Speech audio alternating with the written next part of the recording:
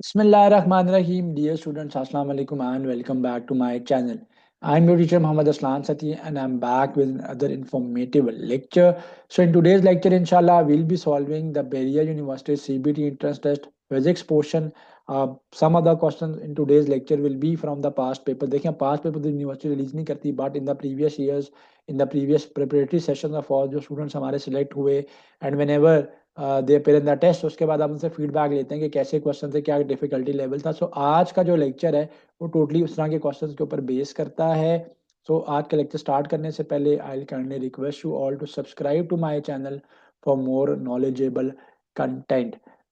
ये जो 30% पेपर है आपका बैरिया का, इंजीनियरिंग का और आपके कंप्यूटर साइंस से रिलेटेड जितनी भी फील्ड हैं उन सब का, उसमें जो फिजिक्स आती है उसमें से डेफिनेशन बेस्ड चीज़ें होती हैं, यानी बेसिक्स को छेड़ा जाता है। उसके साथ साथ आपने ये बात याद रखनी है कि पेपर के अंदर आपके पास इस तरह के क्वेश्चन होते हैं कि जिसमें आपसे जो है वो यूनिट्स पूछे जाते हैं, क्वांटिटी स्केलर है या वेक्टर है, इस तरह की बातें पूछी जाती हैं। अगर कोई कैलकुलेशन बेस्ड क्वेश्चन आएंगे, ऑल्दो जो लेक्चर नंबर 2 हम करेंगे उसके अंदर हम ज़्यादा चीज़ें कैलकुलेशन बेस्ड करेंगे and that too which are related to the previous years के जो टेस्ट हुए हैं बैरिया में और जो हमारे स्टूडेंट्स अपेयर होते रहे उनके फीडबैक के ऊपर क्वेश्चन का क्या डिफिकल्टी लेवल था, वैसी चीज़ें मैं आपको इंशाल्लाह करवाऊंगा सॉल्व। बट मोस्टली चीज़ें यूनिट से रिलेटेड होते हैं, स्केलर या वेक्टर क्वांटिटी है, उसके अलावा आपसे बेसिक कॉन्सेप्ट जो है वो उनको पूछा जाता है, लॉज जो होते हैं फिजिक्स के वो हो जाते हैं, डेफिनेशन मैंने बताया उनसे रिलेटेड डायरेक्टली क्वेश्चन होते हैं, फिर डायमेंशंस को पूछा जाता है क्योंकि यूनिट्स जैसी यूनिट्स के साथ ही डायमेंशंस क्लोज रिलेटेड है, डायमेंशंस पूछी जाती हैं। उसके साथ साथ आपके पास जो है ना वो रीजनिंग के कुछ क्वेश्चन होते हैं, यानी फिजिक्स के अंदर रीजनिंग की जो चीज़ें हैं वो पूछी जाती हैं कि अगर मैं इस चीज़ को इंक्रीज कर देता हूँ, इस चीज़ को डिक्रीज कर देता हूँ तो क्या होगा। एंड जिन चैप्टर्स को जो है ना वो ज़्यादा छेड़ा जाता है उसमें से आप याद रखिएगा कि वर्क है, एनर्जी है आपके पास, SHM है आपके पास, फिर करंट इलेक्ट्रिसिटी वाले जो चैप्टर्स हैं उनके जो बेसिक कॉन्सेप्ट्स हैं, ठीक है, कि ट्रांसफार्मर किस प्रिंसिपल पे वर्क करता है। ये जो अभी स्प्रिंग 2025 के टेस्ट हुए हैं उसके अंदर ये क्वेश्चन था। कुछ स्टूडेंट्स ने मुझे बताया कि जी क्वेश्चन हमसे ये पूछा गया था कि what is the working principle of transformer. तो इस तरह की बेसिक चीज़ें आपके पास होंगी। अपार्ट फ्रॉम दैट जितने भी जो इंपॉर्टेंट लॉज हैं उनको आपने लाजमी जो है वो देखना है, जितने भी इंपॉर्टेंट कॉन्सेप्ट्स हैं उनको आपने थॉरली जो है वो रिवाइज करना है। सो अब हम स्टार्ट करते हैं फ्रॉम क्वेश्चन नंबर 1। सो बिस्मिल्लाहिर्रहमानिर्रहीम, question number 1 is related to dimension. So dimension of pressure जो है ये आपसे पूछा गया। सो मैं आपको एक बात बताता चलूँ कि डायमेंशंस के क्वेश्चंस एंट्रेंस टेस्ट में होते हैं, ना सिर्फ बैरिया के एंट्रेंस टेस्ट में होते हैं बल्कि बाकी यूनिवर्सिटीज़ के अंदर भी डायमेंशन से रिलेटेड क्वेश्चन होते हैं। सो डायमेंशंस को सॉल्व करने का बहुत ही ज़्यादा ईजीएस्ट वे ये है कि आप चार चीज़ों की डायमेंशन को याद रखें। देखिए तीन तो हमारे पास बेसिक डायमेंशन है, मैथ की, लेंथ की एंड टाइम की डायमेंशन है। अब मैथ की dimension is capital M, length की dimension is capital L, time की डायमेंशन इज कैपिटल टी। इसके अलावा आपने डायमेंशन जो है ना फोर्स की याद रखनी है विच इज MLT-2। अगर आप फोर्स के डायमेंशन को याद रख लेते हो, फोर्स के डायमेंशन को आप कवर अप करते हो, तो उसका एडवांटेज ये होगा कि it will save you a lot of time. अब फोर्स की डायमेंशन कैसे MLT-2 होती है मैं आपको बता देता हूँ। देखिए फोर्स का जो फॉर्मूला होता है वो मास इनटू एक्सेलरेशन होता है। सो मास की जो डायमेंशन है that is capital M and acceleration का जो यूनिट है that is metre per second square. So metre length का है एंड सेकंड जो है वो टाइम का। सो LT-2 यहाँ से आ जाएगा। सो ये आ जाएगा MLT-2। सो जो फॉर्मूला है जो इसकी डायमेंशन बनेगी फोर्स की that is MLT-2। So force की डायमेंशन अगर आपने याद रखी हुई है and if you remember the dimension of force, तो it will save you a lot of hassle, आपका बहुत सारा टाइम जो है ना वो सेव हो जाता है। Now coming back to this question, इसको सॉल्व करते हैं। प्रेशर की डायमेंशन आपसे पूछेगी, ये देखिए प्रेशर का जो फॉर्मूला होता है that is P is equals to F by A है। सो प्रेशर का जो फॉर्मूला है that is P is equals to F by A. So force की डायमेंशन अगेन क्या है, MLT-2 में प्लग इन कर दूंगा।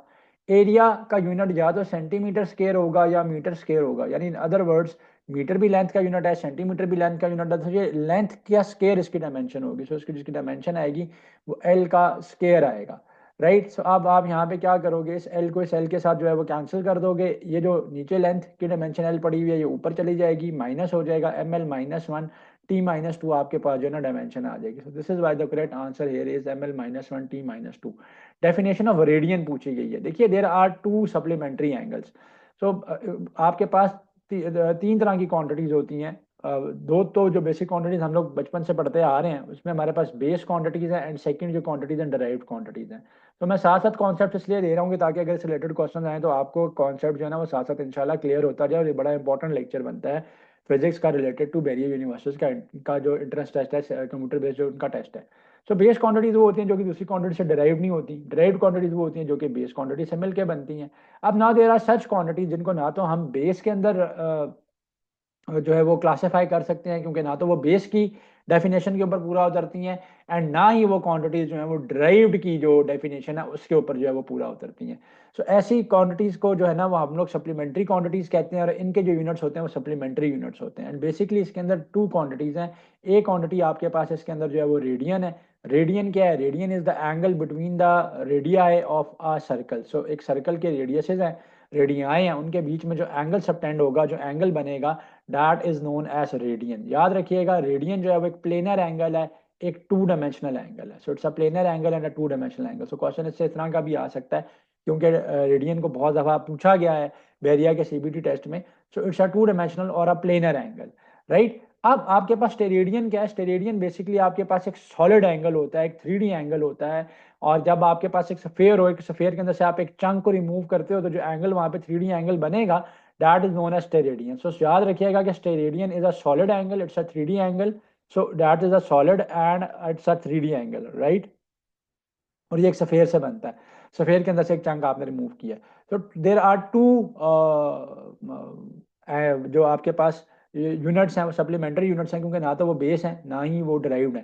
सो those are known as supplementary units, and उसमें जो फर्स्ट सप्लीमेंट्री यूनिट है that is known as radian, and the other supplementary unit is known as steradian. और ये सॉलिड एंगल होता है, 3D एंगल होता है। Whereas radian is a planar angle, and इसकी डेफिनेशन क्या है कि it's the angle subtended between radii of a circle is known as radian. So the angle subtended by an arc equal to the radius of the circle, yes.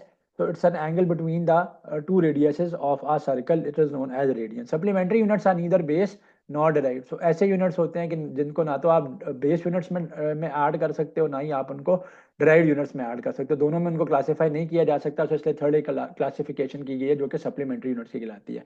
Force and displacement act on a body, yet the work done is zero. What are the conditions? So this question was also there in the spring 2025 का जो CBT test हुआ है, उसके अंदर ये question पूछा गया आपसे कि फोर्स एंड डिस्प्लेसमेंट बॉडी के ऊपर आर्ट हो रही है लेकिन वर्क डन जो है वो जीरो है, तो क्या कंडीशन हो सकती हैं?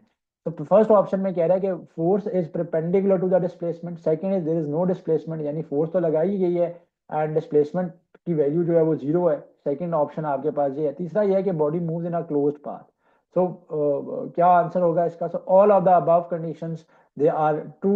अगर ये सारे के सारे काम होंगे तो वर्क डन जो है वो आपके पास जीरो होगा। तो मैं इसको एक्सप्लेन कर देता हूँ। देखिए, वर्क डन जो है that is W is equal to F D cos of theta होता है, whereas F is the force and D is the displacement. So both are scalar. It's a scalar product of force and displacement, and it depends upon the cause of the angle between them. If both of them, yani force and displacement, are acting perpendicular to one another, yani if they are making an angle of 90 degree, so in that case अगर आपके पास cos 90 होगा, so cos 90 we know that cos 90 की जो value होती है वो zero हो जाती है। So this whole term will become zero. तो वर्ड डन जो है ना वो आपके पास जीरो आ जाएगा। सेकंड कंडीशन क्या है कि फोर्स तो आप ऐड कर रहे हो लेकिन डिस्प्लेसमेंट कवर अप नहीं हो रही। डिस्प्लेसमेंट प्रेजेंट तो है बट डिस्प्लेसमेंट बॉडी कवर नहीं कर रही। फॉर एग्जांपल एक वॉल है और इस वॉल को कोई फोर्स लगाना शुरू करते तो वॉल तो मूव नहीं करेगी, ऑल तो फोर्स की वैल्यू वहां पे है एंड डी जो है वो वहां पे जीरो है। तो in that case also F into D होता है। सो एफ तो है लेकिन डी की वैल्यू जीरो है, तो इन दैट केस ऑल्सो जो है ना वर्ड डन जीरो हो जाएगा। So this was the second condition, and दोनों जब परपेंडिकुलर है 90 डिग्री के एंगल है, this was the first condition. Secondly ये है कि बॉडी जो है ना वो क्लोज पाथ के अंदर मूव करे, यानी ओवरऑल वर्ड डन ही उसका जीरो हो जाए। सो एक बॉडी जहां से स्टार्ट ले और फोर्स लगाने से डिस्प्लेसमेंट कवर करने के बाद दोबारा उसी पॉइंट के ऊपर आ जाएगी, तो ओवरऑल डिस्प्लेसमेंट उसकी जीरो हो जाएगी। इन दैट केस ऑल्सो आपका वर्ड डन जो है ना वो जीरो होगा। सो this is why all of the above the right answer here. So these are again I'm telling you very important question because most of them are related to the recent जो CBD test हुए हैं बेरिया के, उनसे relate करते हैं। Statement of the law of conservation of energy. So law of conservation of energy आपको क्या state करता है? Law of conservation of energy बहुत बेसिक है। मैंने आपको बताया कि लॉस पेपर के अंदर होते हैं। Law of conservation of energy ये कहता है कि energy can neither be created nor be destroyed, it only changes from one form to another form. यानी एनर्जी जो है वो ट्रांसफॉर्म की जा सकती है, एनर्जी को आप क्रिएट नहीं कर सकते, एनर्जी को आप डिस्ट्रॉय नहीं कर सकते। A capacitor stores charge. Capacitor जो है चार्ज स्टोरिंग डिवाइस है। The formula is Q is equal to C into V, where C is the capacitance of the capacitor, V is the voltage और the potential difference between the plates, and Q is the charge. So capacitance क्या होती है? Capacitance जो है ना वो capacitor की charge storing capacity बता रही है। सो पास पेपर में से रिलेटेड भी क्वेश्चन आया हुआ है। सो कैपेसिटेंस जो है वो charge storing capacity of a capacitor जो है वो बताती है आपको। एंड रिमेंबर कि इसका यूनिट क्या होता है? इसका यूनिट जो है ना वो फेरेड होता है। और 1 फेरेड की डेफिनेशन मैं आपको बता देता हूँ. सो अगर मैं यहाँ से कैपेसिटेंस को सेपरेट आउट करता हूँ तो it can be written as Q by V. So अगर आपके पास 1 कूलम का चार्ज है एंड 1 वोल्ट की पोटेंशियल डिफरेंस है तो जो कैपेसिटेंस होगी आपके पास that will be equal to 1 farad. So this is very important. Capacitor से रिलेटेड एमसीक्यू यूजुअली पेपर के अंदर जो पूछे जाते हैं. अब body is moving with a velocity and a mass, what will be it's potential energy. देखिए अगर एक बॉडी जो है ना मूव कर रही है with a velocity and a mass, so moving body की जो काइनेटिक की जो एनर्जी होती है वो तो काइनेटिक एनर्जी होती है. अब loss in kinetic energy is equal to gain in potential energy होता है, या फिर loss in potential energy is equal to gain in the kinetic energy होता है. So both are equal. So overall energy जो है ना वो आपके पास सेम रहती है. तो एनर्जी आपकी mgh से ही रिप्रेजेंट होगी लेकिन ओवरऑल एनर्जी सेम ही रहेगी. हाँ, अगर आपके पास हाइट नहीं है, कितना डिस्टेंस कवर किया ये नहीं है, तो yes you can use the formula of kinetic energy. आप काइनेटिक एनर्जी फाइंड आउट करोगे और वही उसका जो है ना पोटेंशियल एनर्जी होगा, because the total energy will remain same. The formula for the time constant of a capacitor, so the time constant of a capacitor is known as tau is equals to r into c. It is the product of the resistance and capacitance. The value of resistance and capacitance, for example अगर मेरे पास 1 kilo ohm की resistance है and मेरे पास 1 micro farad का capacitor है, तो यहाँ पे मेरे पास जो आंसर आएगा ना वो 10 की पावर -3 आ जाएगा. वाई? बिकॉज किलो इज 10 की पावर +3 एंड माइक्रो इज 10 की power -6. So the answer will be 10 की पावर -3. सो 10 की पावर -3 सेकेंड, यानी इसका टाइम कांस्टेंट हो जाएगा 1 मिली सेकेंड के इक्वल हो जाएगा. एंड एक टाइम कांस्टेंट में रिमेंबर कैपेसिटर जो है ना अपनी टोटल चार्जिंग कैपेसिटी का सिर्फ 63% चार्ज होता है. So it takes 5 time constants to get completely charge. This is also very important कि कैपेसिटर को कम्प्लीटली चार्ज होने के लिए it requires 5 time constants. Concave lens, concave lens is a diverging lens, converging lens neither. So concave lens जो होता है ना वो लाइट को स्प्रेड करता है, डाइवर्ज करता है. So it's a diverging lens, whereas a convex lens is a converging lens. तो ये बात आपने याद रखनी है कि कनकेव लेंस जो है वो डाइवर्जिंग होता है, वो डाइवर्जिंग होगा आपके पास, वो लाइट को डाइवर्ज करेगा. And convex lens is a converging lens, वो लाइट को क्या करेगा, वो लाइट को कन्वर्ज करेगा. The formula for the power of a lens, the power of a lens का फॉर्मूला पूछ रहा है. तो रिमेंबर कि the definition of the power of a lens is the reciprocal of the focal length of the lens. So reciprocal आप ले लोगे, अगर आप फोकल लेंथ का एक लेंस की, तो आपके पास पावर ऑफ अ लेंस का फॉर्मूला आ जाएगा. So focal length is represented by F. So the power of a lens का जो फॉर्मूला बनेगा वो 1/f आ जाएगा. एंड इसका जो यूनिट होगा, देखें आपकी जो फोकल लेंथ है उसको आप या तो सेंटीमीटर में मेजर करते हो या मीटर में मेजर करते हो, क्योंकि स्टैंडर्ड यूनिट मीटर है. सो 1/मीटर आ जाएगा which is equal to metre inverse. And metre inverse का जो यूनिट है ना इसको डायोप्टर कहते हैं. So power of a lens भी मैंने डिफाइन कर दिया. पावर ऑफ अ लेंस क्या है? Reciprocal of the focal length है. एंड इसका जो यूनिट है that is known as dioptre which is equal to metre inverse, क्योंकि पास पेपर के क्वेश्चंस के अंदर से ये दोनों question. So power of a lens is represented by the reciprocal of the focal length. Definition of a critical angle. देखो total internal reflection का जो फिनोमेना है ये बड़ा इंपॉर्टेंट है पेपर को लेके. पास पेपर में भी इससे रिलेटेड क्वेश्चन आते रहे हैं. मैंने बताया कि आज के लेक्चर में मैंने क्वेश्चन ही वो ऐड किए हैं यूजुअली जो कि पास पेपर्स के अंदर थे और रिसेंट पास पेपर्स के अंदर थे, जो कि फॉल 2024 का जो टेस्ट हुआ है और जो स्प्रिंग 25 के सेशन का टेस्ट हुआ है. सो टोटल इंटरनल रिफ्लेक्शन का क्या फॉर्मूला देखिए. जब भी लाइट जो है ना एक मीडियम से एक दूसरे मीडियम के अंदर, यानी डेंसर मीडियम से रेयर मीडियम के अंदर जाती है, तो लाइट जो है ना अपने नॉर्मल से अवे जो है ना वो मूव करती है. ठीक है. सो inside a medium when it strikes an angle greater than a critical angle, तो दिस फिनोमेना जो है ना ये टोटल इंटरनल रिफ्लेक्शन कहलाता है. अब जब भी लाइट मूव करेगी from one medium to another medium, तो मैंने आपको बताया कि it will bend away from the normal. So normal क्या है? सो नॉर्मल को मैं रेड में ड्रॉ कर देता हूँ इस फिनोमेना को एक्सप्लेन करने के लिए. नॉर्मल जो है वो 90 डिग्री की लाइन होती है, परपेंडिकुलर होती है. ठीक है. तो नॉर्मल से अवे बेंड करेगा.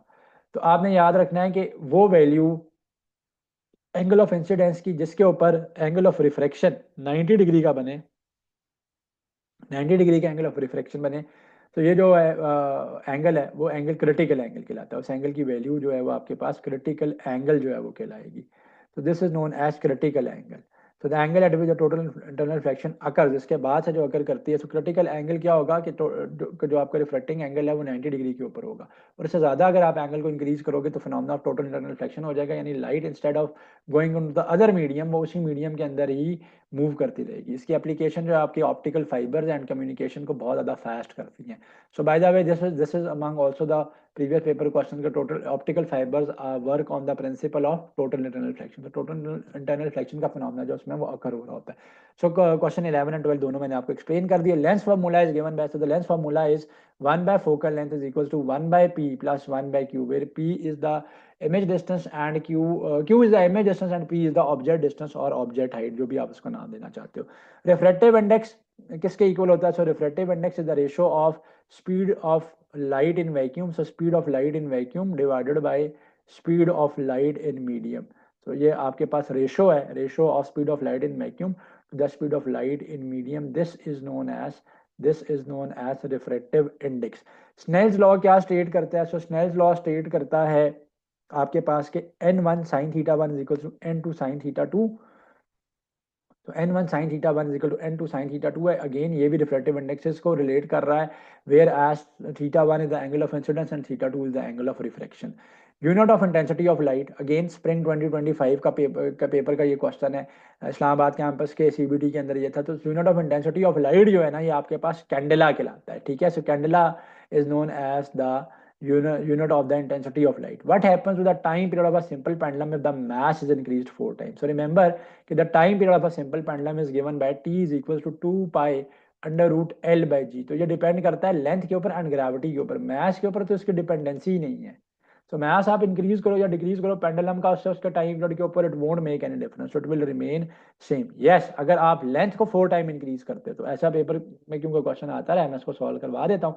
सो अगर लेंथ 4 टाइम इंक्रीज होगी तो 4l आ जाएगा, 4l आएगा तो अंडर रूट 4 जब आप लोगे तो अंडर रूट 4 इज 2, वो जो 2 का फैक्टर है वो साथ में एक्स्ट्रा आ जाएगा।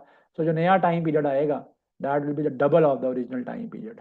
तो दिस इज वाई अगर लेंथ को आपने 4 टाइम्स किया तो टाइम पीरियड डबल हो जाएगा। मैथ को चेंज करने से पेंडुलम के ऊपर के टाइम पीरियड के ऊपर कोई भी डिफरेंस नहीं आता, कोई भी असर नहीं होता, it remain same. The unit of the electric field intensities, electric field intensity क्या बता रही होती है? Electric field intensity strength of field बता रही होती है। So it tells the strength of field at any point and it is defined as force per unit charge. So electric field intensity is defined as force per unit charge. अब force unit newton है, charge का unit coulomb है, सो इसका जो unit आएगा वो Newton पर coulomb आएगा। So the next question is definition of the electric field intensity आपसे पूछी गई है। इलेक्ट्रिक फील्ड इंटेंसिटी को मैंने पहले ही डिफाइन कर दिया है कि that is force per unit charge. So force experience by unit positive charge in electric field is known as electric field intensity. So electric field lines emerge from a positive to a negative charge, a negative to a positive charge, both directions equally perpendicular to the surface. तो electric field line जो हमें merge करती हैं positive charge से and they end on the negative charge, so they move from positive to negative. तो electric field intensity जो है ना वो पॉजिटिव से नेगेटिव की तरफ जाएगा आपके पास, ठीक है। अच्छा जी, इलेक्ट्रिक फील्ड लाइन हमेशा पॉजिटिव से मर्ज करेंगी, नेगेटिव की तरफ जाएंगी। एंड अगेन मैं बता दूं कि मैग्नेटिक फील्ड लाइंस के बारे में भी मैं बता देता हूँ कि वो नॉर्थ पोल से चलती हैं एंड साउथ पोल की तरफ जो है वो जाती हैं। So they merge from north pole to south pole. So ये आपने याद रखना है, ठीक है। a thick wire will have high resistance, low resistance, no resistance, variable resistance। देखिए रेजिस्टेंस जो होती है ना that is represented by rho L by A. So resistance of a wire और a conductor is inversely proportional to the area. अगर आप area को increase करोगे, सो एरिया को इंक्रीज करने से आपकी रेजिस्टेंस जो है ना वो डिक्रीज होगी। तो अगर तो आपने थिक वायर इस तरह से ली है, जो कि यूजुअली ऐसे ही होता है कि थिक वायर का एरिया जो होता है ना वो लार्जर होता है, जब उसका एरिया इंक्रीज करेगा तो रेजिस्टेंस क्या कर जाएगी? डिक्रीज कर जाएगी। सो उसकी लो रेजिस्टेंस होगी। सिस्टम यूनिट ऑफ रेजिस्टेंस पूछा गया, ओम के इक्वल होता है। पास्ट पेपर्स के अंदर इस तरह से भी क्वेश्चन आता रहा है कि ओके जो है ना ओम जो है वो किसके इक्वल है। सो अगर ओम्स लॉ में से आप ओम को ड्राइव करोगे, जो कि मैं अभी नेक्स्ट क्वेश्चन में बता रहा हूँ ताकि एक्सप्लेन हो जाएगा। अच्छा, ओम्स लॉ की स्टेटमेंट पूछी गई है। ओम लॉ ये स्टेट करता है कि voltage and current are potential difference and the current are proportional to one another provided, ठीक है, the physical state and the temperature of the conductor does not change. तो पेपर के अंदर ये भी क्वेश्चन आता है कि कंडीशंस क्या है ओम लॉ की। ओम लॉ की दो कंडीशन है कि टेम्परेचर चेंज ना हो, एंड सेकंड कंडीशन उसकी ये है कि एक तो टेम्परेचर चेंज ना हो, दूसरा है कि आपका जो कंडक्टर है ना, कंडक्टर की जो फिजिकल स्टेट है वो भी चेंज नहीं होनी चाहिए। सो फिजिकल स्टेट भी उसकी चेंज नहीं होनी चाहिए। एंड इसका ग्राफ भी मैं आपको बता देता हूँ। आपके पास आई आएगा, करंट आएगा on the X axis and voltage आएगी on the Y axis. And जो जो डिवाइसेस ओम लॉ को फॉलो करती हैं ऐसे उनका स्ट्रेट लाइन ग्राफ होता है। और वो डिवाइसेस जो कि ओम लॉ को फॉलो करती हैं वो ohmic devices, by the way they are known as ohmic devices. तो ओम लॉ से रिलेटेड भी मैंने क्वेश्चन आपको बता दिया। एंड रेजिस्टेंस की वैल्यू जो मैं आपको बता रहा था कि ओम्स लॉ से मैं आपको करवा देता हूँ। V is equal to I R formula है, आर की वैल्यू क्या हो जाएगी? V बाय आई आ जाएगी। अगर आपके पास 1 वोल्ट का पोटेंशियल डिफरेंस है एंड 1 एम्पियर का करंट है, तो याद रखिएगा वहां पे जो रेजिस्टेंस होगी that will be equal to 1 volt per ampere which is known as 1 ohm। so 1 ohm जो है ना वो 1 वोल्ट पर एम्पेयर के इक्वल होता है। तो इसको इस तरीके से सॉल्व करवा दिया कि ताकि अगर पेपर में इससे रिलेटेड कोई और क्वेश्चन आ जाए तो आप इजीली इंशाल्लाह कवर अप कर सको। Speed of light in a vacuum is 3 × 10⁸ metre per second. तो बहुत ईजी और स्ट्रेट फॉरवर्ड क्वेश्चन है। मैंने बताया कि बहुत से क्वेश्चन जो है ना वो स्ट्रेट फॉरवर्ड भी होते हैं पेपर के अंदर, एंड मोस्टली स्ट्रेट फॉरवर्ड ही होते हैं। बेरिया का जो फिजिक्स का पोर्शन है बहुत ज्यादा कोई डिफिकल्ट नहीं होगा। विच of the following is the scalar quantity, again very very oriented question, quantities given होती हैं और नीचे पूछा जाता है कि इसमें से कौन सी क्वांटिटी जो है ना स्केलर है, कौन सी क्वांटिटी वेक्टर है। तो वर्क जो है ना वो एक स्केलर क्वांटिटी एंड वर्क आता ही बाय द डॉट प्रोडक्ट और the scalar product of force and displacement आता है। तो अभी हमने ये किसी न्यूमेरिकल के अंदर स्टार्ट में इसको किसी एमसीक्यू के अंदर सॉल्व भी किया था। If the distance between the two charges is double, the electrostatic force between them will be. देखिए, दो electrostatic force between two charges होती है Q1 and Q2, it is given by Coulomb's law. तो Coulomb law state that K Q1 Q2 by R का square, यानी distance का square उनके बीच में होता है। कूलम लॉ की स्टेटमेंट में आपको बता देता हूँ। कूलम लॉ ये स्टेट करता है the electrostatic force between two charges is equal to the product of the charge is proportional to the product of the charges and is inversely proportional to the square of the distance between the charges. Now अगर आप क्या करोगे कि दो distance इसको double कर दोगे, so F is equal to K Q1 Q2 by 2R का स्केयर हो जाएगा। तो जब ये 2R का स्केयर हो जाएगा, so let me solve it for you and explain it to you. जब आप इसको 2R का स्केयर करेंगे तो ये आ जाएगा K Q1 Q2 by 4R square, right. तो ये 4R स्केयर आ जाएगा। सो ओरिजिनल तो जो फोर्स है वो तो क्या है, वो तो ये F is equal to K Q1 Q2 by R square. So F K Q1 Q2 by R square, this is the original force. तो जो डिक्रीज आया है ना, जो डिक्रीज आया है वो 4 टाइम्स डिक्रीज आया है। तो नई जो फोर्स है वो 4 टाइम्स डिक्रीज हो जाएगी अगर आप डिस्टेंस को डबल करोगे। तो रिड्यूस टू 1/4 आ जाएगा answer. Newton's first law of motion is also known as law of action and reaction, law of inertia, law of acceleration, law of motion. So first law जो है law of inertia कहलाता है, second law को of law of acceleration कहते हैं, and third law को of law of action and reaction कहते हैं। इनर्शिया क्या है? It is the property of the body due to which it resist in its change in the state. अगर एक body rest में, आप उसको मोशन में लेके जाना चाहते हो, अगर आप मोशन में है एक बॉडी और आप उसको स्टॉप करना चाहते हो, रेस्ट में लाना चाहते हो, तो वो अपनी चेंज इन स्टेट को रेजिस्ट करता है। This property is known as inertia and inertia depends upon mass. याद रखिएगा, the greater is the mass the greater is the inertia. So inertia भी ज्यादा होगा अगर आपका मास जो है ना वो ज्यादा है। तो एक बॉडी जिसका मास ज्यादा है उसका इनर्शिया भी ज्यादा है। विच quantity remains constant in uniform circular motion, speed, velocity, acceleration or momentum. So the velocity remains unchanged, it remains constant in a uniform circular motion. Work done in lifting a body is stored as, yes, जब भी आप एक body को आपने pickup किया, lift किया, आप इसको उठा के ऊपर ले गए, this was the ground level, आप इसको यहाँ पे ले गए, तो अब जो उसके ऊपर वर्क डन किया गया, work is equal to the amount of potential energy stored in. वैसे भी वर्क एंड एनर्जी जो है ना वो इंटरचेंजेबल होते हैं फ्रॉम वन अनदर। तो due to position of a body, जो बॉडी की एनर्जी होती है that is known as potential energy and is represented by mgh. So potential energy here is the right answer. A transformer works on the principle of transformer works on the principle of Faraday's law of electromagnetic induction, because change of flux in one coil induces electric field जो है या induce करेगा, आप ये कह सकते हो कि voltage and current in the other coil. This is known as Faraday's law of electromagnetic induction and transformer इसी के ऊपर वर्क कर रहा होता है। प्राइमरी कॉइल में आप फ्लक्स को चेंज करते हैं एंड सेकेंडरी कॉइल के अंदर जो है वो इलेक्ट्रिक फील्ड इंड्यूस होती है, एज अ रिजल्ट वहाँ पे वोल्टेज इंड्यूस होती है, करंट इंड्यूस होती है, एंड वो डिपेंड करता है कि स्टेप अप ट्रांसफार्मर है या स्टेप डाउन ट्रांसफार्मर है। सो कंडीशंस भी देख लो स्टेप अप और स्टेप डाउन ट्रांसफार्मर की। स्टेप अप ट्रांसफार्मर के अंदर जो है ना नंबर ऑफ टर्न्स सेकेंडरी के ज्यादा होंगे as compare to number of primary, and उसमें सेकेंडरी वोल्टेज ज्यादा होती है as compare to primary voltage. तो ऐसे ट्रांसफार्मर को आप स्टेप अप ट्रांसफार्मर कहते हैं, क्योंकि पेपर ओरिएंटेड ये डिस्कशन है और ये चीजें पेपर में आ सकती हैं। स्टेप डाउन ट्रांसफार्मर क्या होता है?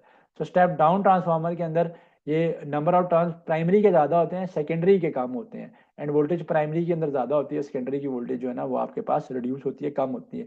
Unit of capacitance is, unit of capacitance is farad, coulomb, Henry, weber. ये मैं ऑलरेडी एक्सप्लेन कर चुका हूँ आज किसी प्रीवियस एमसीक्यू में, आज के लेक्चर में। सो फैराड होती है the force of attraction between two masses is given bye Newton law of gravitation, Newton first law, Coulomb's law. तो न्यूटन लॉ ऑफ ग्रेविटेशन है ये। न्यूटन लॉ ऑफ ग्रेविटेशन ये कहता है कि जो फोर्स ऑफ ग्रेविटी है या force of the gravitation force is attractive force between two bodies and is inversely and is directly proportional to the product of the masses and is inversely proportional to the square of the distance between those bodies, and where g is the gravitational constant and 6.67 10 की power -11 इसकी जो है ना value होती है आपके पास। which color of the light has the shortest wavelength? So which color of the light has the shortest wavelength? So violet की जो वायलेट लाइट जो है उसकी जो वेव लेंथ है वो सबसे ज्यादा क्या होती है, कम होती है लोवेस्ट होती है। System international unit of frequencies, तो system international unit of frequencies known as hertz. देखिए फ्रीक्वेंसी जो है ना वो टाइम पीरियड का रेसिप्रोकल होता है, सो 1/m आ जाएगा, सॉरी 1/s आ जाएगा, टाइम पीरियड s से रिप्रेजेंट होगा, तो सेकंड इनवर्स जो है ना वो हर्ट्ज के इक्वल होता है, उसको आप हर्ट्ज कहते हो। Which are the following is an example of longitudinal wave, light, sound, X-rays, microwaves. तो लॉन्गिट्यूडिनल वेव्स वो होती हैं कि which travel in parallel to the medium, जो पैरेलल टू द मीडियम जो है ना वो ट्रैवल करती हैं। तो साउंड वेव्स जो है वो लॉन्गिट्यूडिनल वेव्स होती हैं, याद रखिएगा। एंड ट्रांसवर्स वेव्स वो होती हैं कि जो कि perpendicular to the medium vibrate करती हैं, तो they vibrate perpendicular to the medium, so medium के परपेंडिकुलर वाइब्रेट करती हैं, और ऐसी वेव्स को आप ट्रांसवर्स वेव्स कहते हो। तो ये इसलिए साथ एक्सप्लेन कर दिया कि अगर इसी से रिलेटेड कोई क्वेश्चन आ जाए तो सॉल्व कर सके इजीली। विच है the highest reflective index, air, water, glass, diamond. ये तो अब एक रूट लर्निंग का क्वेश्चन है, तो डायमंड का रिफ्लेक्टिव इंडेक्स जो है वो सबसे ज़्यादा होता है। याद रखने वाली एक चीज़ बीच में एक आधा ऐसे ऐड कर दी गई, ये मैंने जानबूझ के ऐसा क्वेश्चन ऐड किया कि कुछ थोड़ा सा प्रेशर टैक्टिक्स पे बिल्डअप हो ना ड्यूरिंग द टेस्ट, कि आपको ये पता हो कि यार कुछ चीज़ें देयर बियॉन्ड देयर कंट्रोल, या तो आती होंगी या नहीं आती होंगी। इफ एन ऑब्जेक्ट इज, उसमें कोई लॉजिक नहीं लग रही होगी। If an object is placed at the focus of a concave mirror, the image formed is real, inverted and infinity, ऐसा ही है। अगर आप कनकेव मिरर के साथ जो ऑब्जेक्ट डिस्टेंस है उसको आप इक्वेट कर देते हो equal to the focal length of that concave mirror, तो याद रखिएगा इमेज रियल बनेगा, इन्वर्टेड बनेगा, और जो इमेज डिस्टेंस होगा वो एट इन्फिनिटी होगा, it will be formed at infinity. Which way property determine the loudness in a sound, so loudness of a sound बहुत सारे फैक्टर्स पर डिपेंड करती है, इनमें से एम्पलीट्यूड पर डिपेंड करती है, उसके अलावा जो है ना loudness of sound area of vibrating body पे भी डिपेंड करती है, उसके अलावा वो distance from the vibrating body के ऊपर भी डिपेंड करती है। So amplitude, area and distance from the vibrating body के ऊपर लाउडनेस ऑफ साउंड डिपेंड करता है। Which device is use to measure electric current, so ammeter use होता है इलेक्ट्रिक करंट को मेजर करने के लिए, वोल्ट मीटर वोल्टेज को, गैल्वेनोमीटर ये करंट को डिटेक्ट करता है, मेजर नहीं करता, ये करंट की प्रेजेंस को डिटेक्ट कर सकता है, मेजर नहीं कर सकता। विद मॉडिफिकेशन ही हम कन्वर्ट करते हैं गैल्वेनोमीटर को into voltmeter and ammeter. जब भी आप इसके साथ सीरीज में हाई वोल्टेज रेजिस्टेंस लगाओगे ना, तो हाई वैल्यू रेजिस्टेंस लगाओगे, वोल्टेज में क्या हूँ सॉरी, हाई वैल्यू रेजिस्टेंस लगाओगे तो वोल्ट मीटर बन जाएगा, और जब आप उसके साथ पैरेलल में आप लो वैल्यू रेजिस्टेंस लगाओगे, लो वैल्यू शंट रेजिस्टेंस लगाओगे तो वो एमीटर बन जाएगा। तो नाउ सम अदर क्वेश्चन जिनका डिफिकल्टी लेवल एग्जैक्टली वैसा है कि जैसे क्वेश्चन जो है वो पास पेपर्स के अंदर इंक्लूडेड रहे, तो सम टाइम बड़े बेसिक सी चीज़ें भी पूछी जाती हैं, यूजली काफ़ी बेसिक क्वेश्चंस भी पूछे जाते हैं। बेरियम में फिजिक्स का पोर्शन बहुत ज़्यादा डिफिकल्ट नहीं होता, ये बात मैं ऑलरेडी आपको इस लेक्चर में बार बार इसलिए बता रहा हूँ कि आप पेपर में सेंट्रिक होकर फोकस होकर तैयारी करें, ना कि अनलाइक जिस तरह बाकी जो है ना कि यूनिवर्सिटीज़ के लिए आप एक कॉमन सी प्रिपरेशन करते हो, तो हर यूनिवर्सिटी का आपका डिफरेंट डिफिकल्टी लेवल है, डिफरेंट पैटर्न, तो उसको समझते हुए आपने प्रिपरेशन करनी है। System national unit of work done पूछा गया है, सो ऐसे बेसिक से क्वेश्चन भी आ जाते हैं। System national unit of work done जो है वो जूल है, मैं आपको एक्सप्लेन कर देता हूँ। न्यूटन जो है वो यूनिट फोर्स का है, जूल जो है वो वर्क का है, वॉट जो यूनिट है वो पावर का, एंड पास्कल जो है वो प्रेशर का यूनिट है। तो ये मैंने एक्सप्लेन कर दिया ताकि आपको ये क्वेश्चन आते हो। Which are the following is not a renewable source of energy. देखिए रिन्यूएबल सोर्स ऑफ एनर्जी वो होता है कि जिसको आपको खुद रिप्लेन, जो खुद आपको रिन्यू नहीं करना पड़ता, जिसको आपको फ्यूल अप नहीं करना पड़ता, it get renews on on its own, जैसे सोलर एनर्जी है, विंड एनर्जी है, हाइड्रो पावर यानी जो एनर्जी आप वाटर से कैरी करते हो, वाटर से जो आप इलेक्ट्रिसिटी का प्रोसेस, इलेक्ट्रिसिटी जनरेट करते हो, ये जो प्रोसेस है वो हाइड्रो पावर या हाइड्रो इलेक्ट्रिसिटी जनरेशन कहलाता है। सो nuclear energy it requires fuel, इसमें जो रेडियो एक्टिव मटेरियल्स होते हैं, रेडियो एक्टिव सब्सटेंसेस होते हैं, उनको एनरिच किया जाता है, और एनरिच करने के बाद, प्योरीफाई करने के बाद, यानी कंसनट्रेटेड फॉर्म में लाने के बाद अदर फ्यूल यूज़ किया जाता है, जिसमें आपके पास यूरेनियम है या रेडियम, एक्सेट्रा, इस तरीके की चीज़ों का एज अ फ्यूल यूज़ किया जाता है। तो it's not a renewable energy का सोर्स नहीं है, non renewable source of energy. Acceleration due to gravity on the moon is approximately, देखिए जो gravity on moon है that is 1/6 of the gravity on earth, so the gravity on moon can be given as gravity on earth का sixth part है, so that is 10/6 which is approximately equal to 1.66 metre per second square इसकी value होती है। सो 1.6 into 10 की power 1.6 metre per second square is the value of the question number 43। which of the following material is a good conductor of electricity, so rubber is an insulator, wood is an insulator, glass insulator, so copper is among one of the finest conductors of electricity। Which of the following device converts alternating current to direct current, देखिए AC को DC में लेके जाने के लिए जो device use होती है that is known as your rectifier. ठीक है, सो ये जो डिवाइस है आपके पास वो रेक्टिफायर कहलाएगा। एंड डीसी को एसी में लेके जाने के लिए जो डिवाइस यूज होती है, ये जो प्रोसेस है इन्वर्जन का प्रोसेस है, और ये जो डिवाइस होती है वो इन्वर्टर कहलाती है। ट्रांसफार्मर क्या करता है, वो वर्क करता है on the principle of Faraday's law of electromagnetic conduction, वो वैल्यू को स्टेप अप कर सकता है या वैल्यू को स्टेप डाउन कर सकता है। Inductor and capacitors, they are also different devices.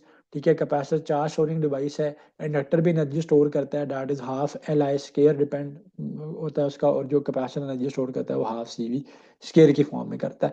The force required to stop a moving object depends upon mass and velocity only, mass only, velocity only, both mass and velocity. So yes, the force required on a body, on a moving body, whenever you are trying to stop it, depends upon two factors. One is the mass and other is the velocity. Moving on to question number 47, which of the following statements about sound is correct? It can travel in vacuum, it requires a medium to travel. देखिए, light तो travel कर सकती है vacuum में, sound नहीं travel कर सकता। Sound की जो वेव्स हैं ये मैकेनिकल वेव्स होती हैं। सो जो मैकेनिकल वेव्स होती हैं they require a medium for their propagation. तो mechanical waves require a medium for their propagation, whereas जो इलेक्ट्रोमैग्नेटिक वेव्स होती हैं, जैसे कि लाइट है, रेडियो वेव्स हैं, इस तरह जो डिफरेंट कम्युनिकेशन सिग्नल्स के लिए आपके पास वेव्स यूज होती हैं, they do not require a medium. So no medium, they do not require a medium for their propagation. तो मैकेनिकल वेव्स को मीडियम चाहिए for their propagation, and electromagnetic waves को कोई मीडियम नहीं चाहिए अपने गुजरने के लिए, अपने पास होने के लिए। So sound is a mechanical wave, it requires a medium to propagate.